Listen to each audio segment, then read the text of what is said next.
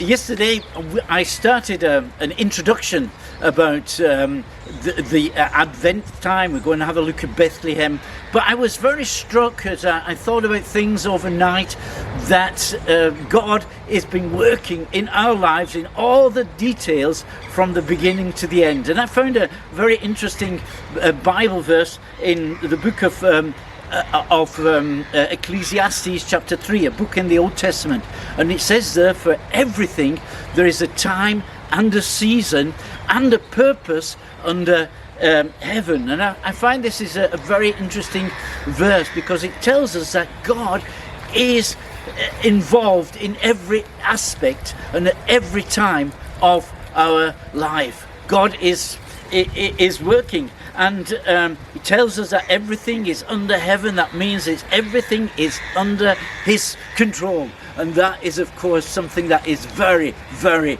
exciting.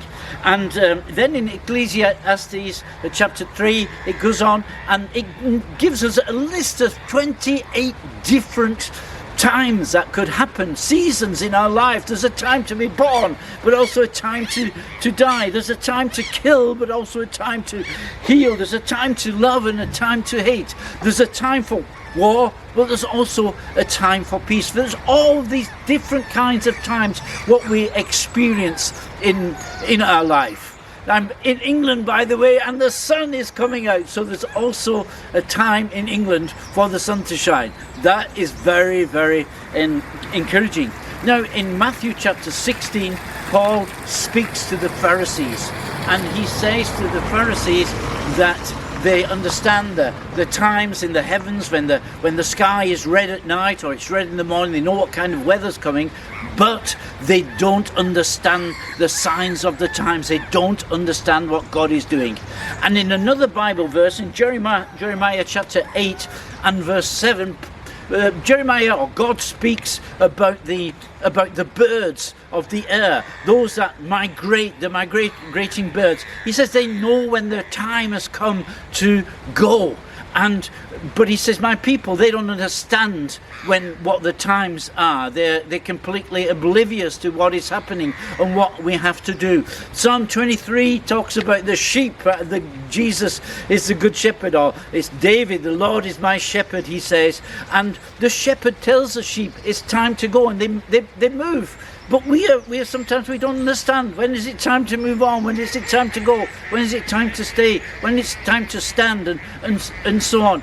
And this is really an exhortation to understand the times and the times and seasons. In Daniel chapter 20, chapter 2 and verse 20, it says that God changes the times and the seasons. And you know, today we're living in extreme crisis all over the world. I am now turned 70, and I've never lived in a time before. As I said, I'm in England just at this time. These are recordings done a few weeks previously, and today England is going to choose a new Prime Minister, and that's the third time in this year. The economy is in free fall. There's a war going on in the Ukraine. We have an energy crisis. We have inflation and many other things. But that should maybe make us worry. But really, remember, God has the times and seasons in his hands. So we don't need to worry, we just trust him. And another last Bible verse, what I thought about, is in the book of Philippians. And Paul says there, I am convinced that he who has begun a good work in your life will also complete it. So that is reason for encouragement. God will complete this time. God bless you. Have a good day. You're Bob Hatton. See you tomorrow, and I hope you can join me. Bye bye.